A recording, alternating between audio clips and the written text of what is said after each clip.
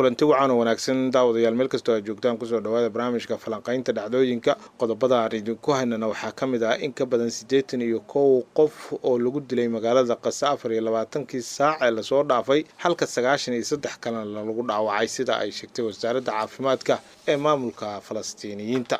ururka Xuutiyiinta Yemen waxa ay sheegeen in 72 saac ee lasoo dhaafay ay 6 weerar ay ku qaadeen badda Cas iyagoo oo weeraray 4 markab oo marinkaasi maray. barnaamijka ayaan idinku haynaa oo aad kaga bogan doontaa qodobadaas iyo qodobo kale oo xiiso leh.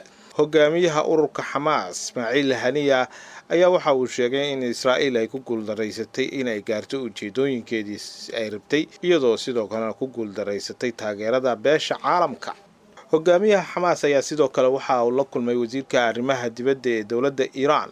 qodobadaas iyo qodobo kale oo xiiso leh ayaan isku daawan doontaan barnaamijka falanqaynta dhacdooyinka oo inta badan aad kala socotaan channelka Nuxurka Dhacdooyinka.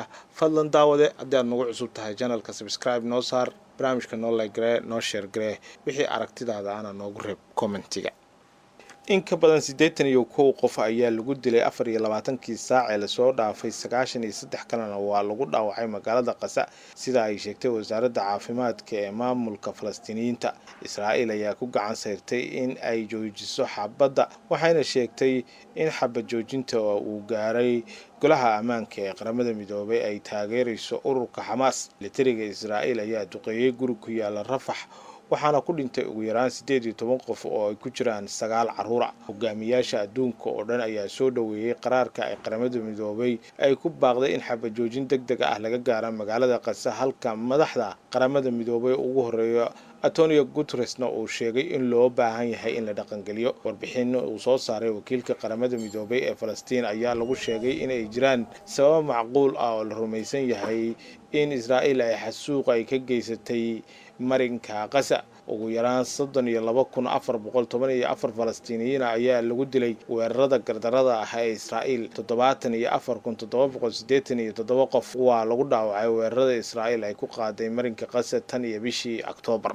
hogaamiyaha ururka Xamaas ayaa waxa uu sheegay in Israa'iil ay ku guuldareysatay inay gaarto ujeedooyinkeedii ahaa inay soo furato maxaabiista ay hayaan ururka Xamaas iyo sidoo kalena waxa ay lumisay ayuu taageeradii caalamka iyadoo Mareykankuna uu dhabarka u jeediyay.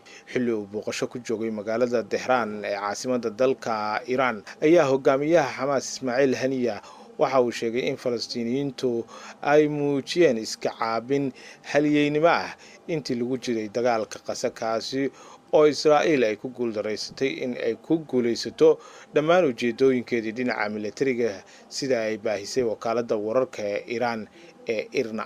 isagoo oo la hadlayay wasiirka arrimaha dibadda ee Iran iyo wasiirka arrimaha dibadda ee Iran oo shir jaraa'id ku wada qabtay magaalada Tehran ayaa waxa uu sheegay Ismaaciil Haniya in hadda wixii ka dambeeya siyaasadda arrimaha dibadda ee Israa'iil ay ka baaqsan doonaan dalal badan iyo dawlado badan taasna ay caddeyn u tahay wixii ka dhacay qaramada midoobay. ururka Xuutiyiinta Yemen ayaa waxa ay sheegeen in 72 saac ee lasoo dhaafay ay 6 weerar ay ku qaadeen gacanka badda Cas oo ay ku jiraan 4 markab oo ay weerar ku qaadeen. bayaan ayaa lagu sheegay in maraakiibta la weeraray ay ahaayeen maraakiib ay lahaayeen Mareykanka, Britain.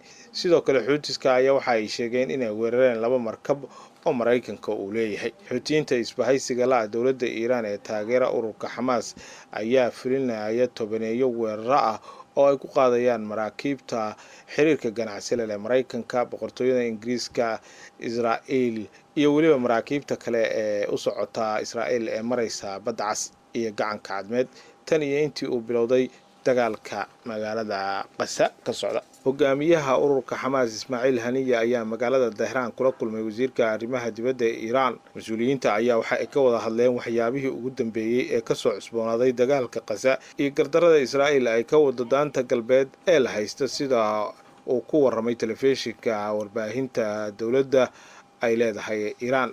qodobkan waxyaabaha ku soo kordha wararkeena dambe ayaan idinku soo gudbin doonaa. ururka bisha cas ee Falastiin oo ah koox gargaar oo ka shaqeysa gargaarka dadka reer Qasa ee ku nool magaalada Qasa ayaa soo bandhigay sawir laga soo qaaday aaska mid kamid ah xubnaheeda duqeyn ay Israa'iil ku dishay gudaha cusbitaal kamid ah cusbitaalada magaalada Qasa. ninkan oo 23 sano jir ah ayaa si mutadawacnimo ah ugu shaqaynayay dadka reer Gaza isagoo oo qaabilsanaa dhinaca hawlaha degdega ah ee cusbitaalka. waxaana la sheegayaa inuu ninkani noqonayo ninkii 15aad ee kooxda dhinaca gargaarka caafimaadka ay Israa'iil ka disho. daawadayaal intaas ayaan kusoo gabagabeynaynaa barnaamijkeennii falanqaynta dhacdooyinka oo aad kala socoteen channelka Nuxurka Dhacdooyinka. haddii aad ku cusub tahay fadlan barahayaga bulshada barnaamijka noo like gare noo share gare channelkana subscribe noo saar. wixii aragtidaada ah noogu reeb dhinaca commentiga u ogaano afkaartaada iyo weli waxyaabaha aad doonaysaan in barnaamijkeennan mar walba lagu soo gudbiyo. mahadsanidin.